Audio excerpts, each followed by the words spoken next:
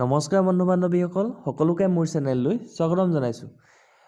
আপোনালোকে অধীৰ আগ্ৰহেৰে বাট চাই আছিলে DWৰ মেৰিট লিষ্ট কেতিয়া প্ৰকাশ পাব।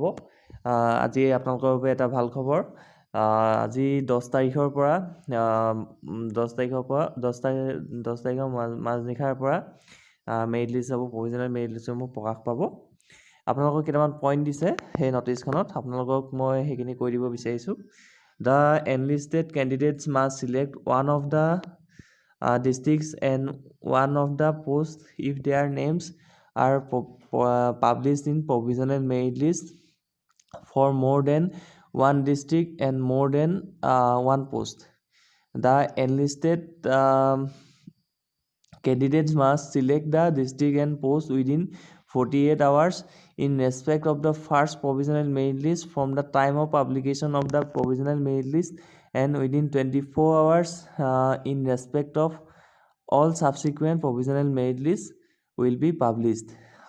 If the enlisted candidates fail to select the district and post within the stipulated time mentioned above, the appointing authority will randomly select the district and post to fill up the vacancies in the greater interest of the people.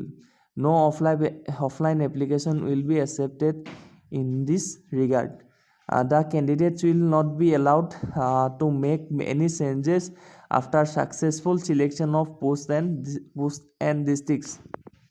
The back office verification is being conducted with the help of competent issuing authority as mentioned in the criteria number 8 and of the advertisement A and B and will be reflected in the subsequent provisional merit list.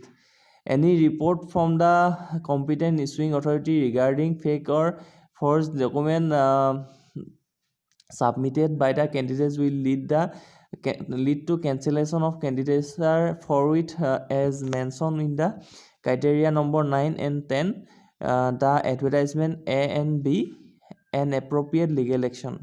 The office of the undersigned will not be responsible for any lapse on the part of the candidates in submission of options.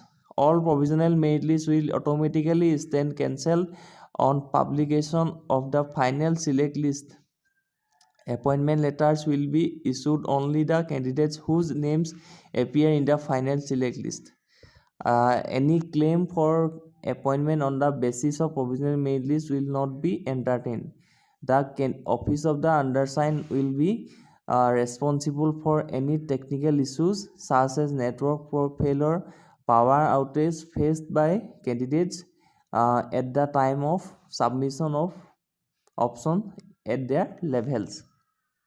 এইখিনি যে টুলমেকাৰ কথাখিনি মই আপোনালোকক কৈ দিছোঁ।